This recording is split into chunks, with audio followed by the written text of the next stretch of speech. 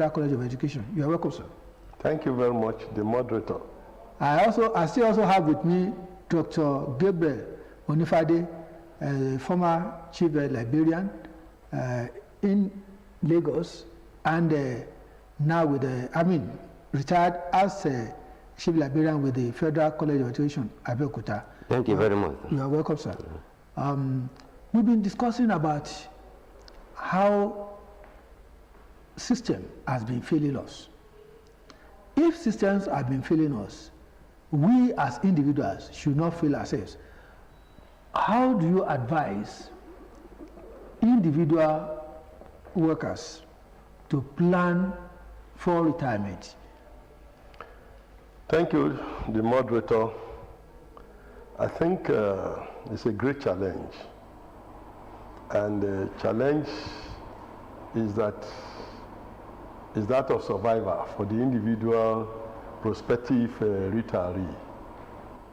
And the first thing that we are talking about how individuals should plan ahead for retirement. The first thing the individual prospective retiree should do is to have enormous savings. Enormous savings with the hope that when one retires, at least in the first 1 or 2 years, he or she should be able to sustain himself or herself before the benefit will come. And this thing will involve making sure that we save into our various cooperative societies in our various institutions. And also, it behoves on those various cooperative societies also to help to create kind of innovations that will generate entrepreneurship skills for the various prospective retirees based on funding from their savings. And aside that, the individual can also go into different skills that can help the individual to generate revenue after retirement. For example, like me, I do a little bit of farming. I do a little, though I cannot engage drudgeously personally. I do hire laborers, but the difficulty there is laborers are very pretenders. Sometimes they will take your money and they will abandon the work you have assigned to them. But beyond that, individuals can also go into small businesses that will fetch them a kind of income based on their ability to make sales within the network they have. And apart from that, those who have computer knowledge can also go into online entrepreneurships. And beyond that is the fact that an individual can also continue on little investments also in their communities. Thank you very much, Dr. ADETORO. Dr. ONIFADE, we are trying to be inward looking, and for the benefit of people who are still working, and by tomorrow they find themselves in this situation again. How do you advise individuals in understanding themselves and choosing the kind of businesses, the kind of projects that they will go into? What's your take? Thank you, moderator. Actually, you know, when we were still working, you know, we used to hear about the retirement. But because of the fact that, you know, we have some years, you know, before retirement, it appears we were just, we didn't give it any attention. I want to say that the moment one assumes duty, that is the starting point. That is how to get it right. And there shouldn't be any procrastination at all. you know how much you are going to earn, you know, per month. I mean, you just have to help yourself by setting aside some amount, you know, as saving, so that, you know, you will leave it until when the time will come, when you go on retirement, and you have something to, you know, to fall back to. Then, one can as well, you know, engage in some, you know, vocations like, you know, farming, but everything requires money anyway. It requires money. If you have money, you can make it a large-scale one. You can make it, you know, a small scale. It all depends on money. So there are so many things like farming, like maybe publishing. Though it takes some time, you know, to do that, because to be able to write a book, it may take for as long as 2 or 10 years. Then one can as well, you know, learn. One can go for any program that will equally equip one to keep fit, because you know, we are now living in a competitive world. So what goes on, you must be interested, and to be able to get involved, you have to be part of it. So that is how to be relevant. Thank you very much, Dr. Onifade. You see, I had to be part of a training session somewhere, and some of the things we learned were that let us scan our environment and be able to start early, plan ahead. What are the opportunities that are available in an environment? How do we explore and exploit such opportunities? I'm going to cite one example. There are people who are imbued with some technical skill. Some are good, just like Dr. Onifade mentioned. Some are good in writing books. Some are good in storytelling. Some are good in empowerment talks. Some are good in issue of culture, arts, and whatever.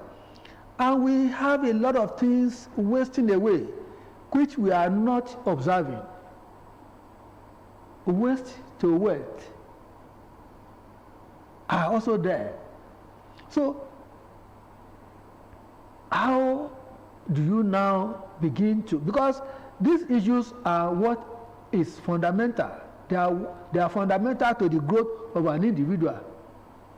Let me just cite myself as an example.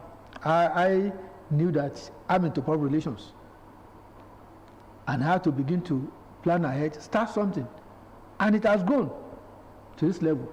So this is an eye-opening situation for retirees and for those people who are working. Perhaps we also want to be more extensive in those areas that people must take cognizance of. Dr. ADETORO. Yes, thank you very much. We are also not sleeping at all. We, of course, as professionals, we do part-time teaching. We do workshops that fetch little money, and we also write proposals for research here and there. These are the things we can do as professionals. I agree with you. But you see, it cannot be as intensive as what will be giving you your normal income before when you retire. One, because you are already becoming a But you start small. You start small. You start, yes. And you grow the business. Yes. And if care is not taken, if you encourage to eat too much while people are working, they will abandon their primary assignments from experience. Conflict of interest. And they will just be going about part-time or private businesses, in fact, which we do curtail. And if care is not taken, it will be affecting national productivity. And that is why we are saying that even many of these skills and many things, like as we sit down here, many of us have a lot of skills that can generate more employment, even for the nations. But it's predicated on funding. So if we could get our entitlement, part of the money will be actually invested on some of these skills and some of this entrepreneurship that will get some people to employ. For example, like the farming that I'm saying that I'm involved in, because that's the vocation of my parents. Apart from education, teaching, that is the only thing I can do successfully. I know how to plant different crops. Even these beans that we are suffering for in the Southwest, I know how to plant it. We used to plant it when I was young with my father. So there is no, but it will have to be in a large scale. And to make it more profitable to be in a large scale, there must be funding, adequate funding. And that is why we are pleading with the government that they should release our entitlement on time so that we can even contribute to national development. Yeah, some of us have that ideas. Before the federal government or state government releases funds. We are doing it at our own. I want to ask Dr. But it's not as big as it should be. We have agencies of government. We have financial institutions who individuals can take advantage of to start some projects, whether you are in the service or outside. Perhaps we need to begin to look into that. Thank you very much. I think that even before now, because of the country where we find ourselves, one has to be planning ahead. And nobody has to do that for you. You know, like, you know, investing your money, you know, on shares. You can be a shareholder. You can equally buy government, you know, bond. Government bond, yes. That one, we don't have to be saying that one here publicly, because as somebody who's being futuristic, you actually need to help yourself to be able to be financially buoyant in the future, because you're anticipating that after some time, you know, you find yourself, you know, as a retiree. So we engage in all those things, even in estate, you know, real estate, you know, one can be involved in that, so that at least when you are waiting for your lump sum or accrued rights, you can decide to, you know, to help yourself by disposing some. And people can go into the inner recess of some villages to acquire land and do a lot of things. Of course. That we are not idle at all. This is what we have been doing, but we need not say that one publicly. But this one is our accrued rights. That one will further help us, you know, to expand all these, you know, ventures if released. Well, let's have a break. Let's have a break, and then when we come back, we'll continue on the discussion.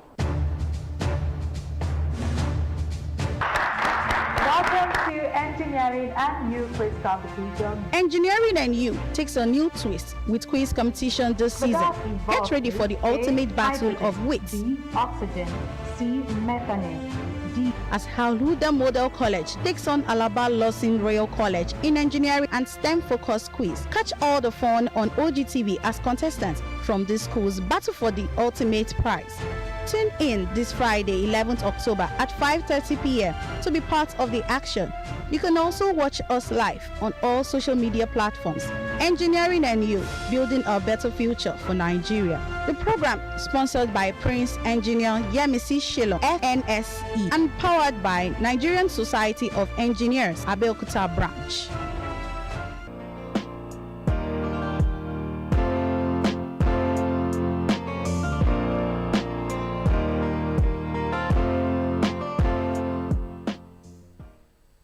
We were together discussing issues of pension and the retirees. And here we are once again reflecting. We don't want citizens to be complaining. We want citizens to also be inward looking, to also tap into the opportunities that are available in the country. And I'm glad my guests are already doing justice to that.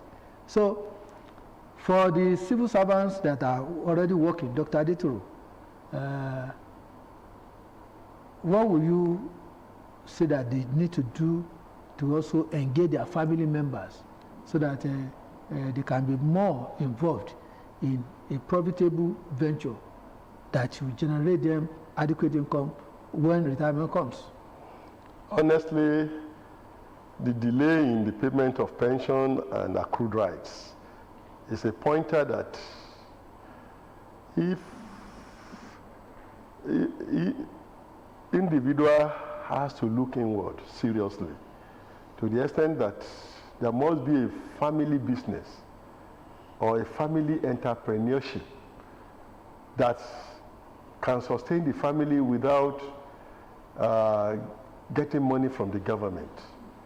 And it has to start from the onset, like my colleague said. It has to start from when you are employed by government into government service. You must start planning for whatever you will be doing. First of all, you do it at a pilot study when you are in the service. Because if it will not affect your service delivery, it has to be a pilot study. Because if care is not taken, because everything needs thorough supervision and monitoring. And that's why it has to be at a pilot study. But the wife and the children must have been made in the knowing. Like, for example, I've already engaged myself in goat and ram rearing, to the extent that when I get young ones from them, I rear them and I sell them and so on. So, no problem. So then the retirees should not complain again. If not by that kind of grace. But how many people will have such a grace? That is why we are having this discussion.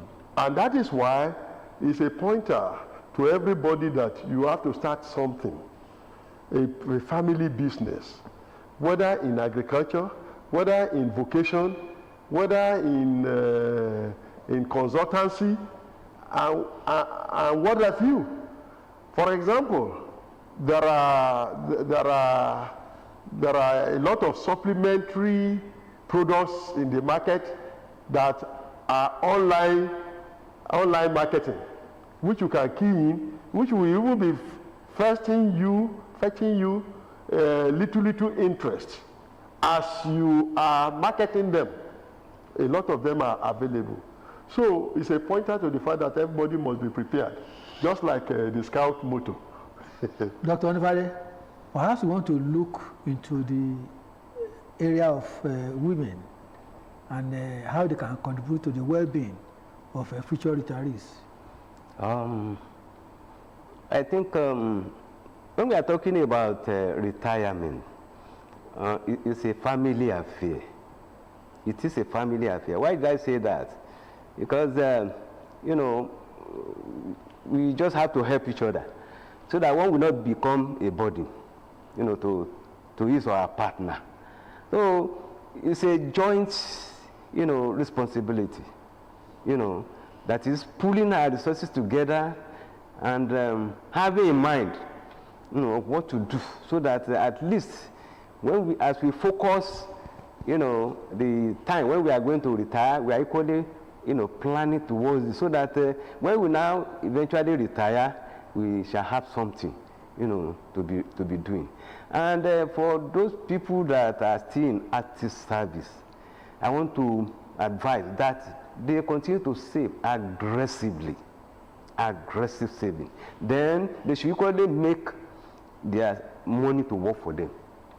Thank you very much. Well, viewers,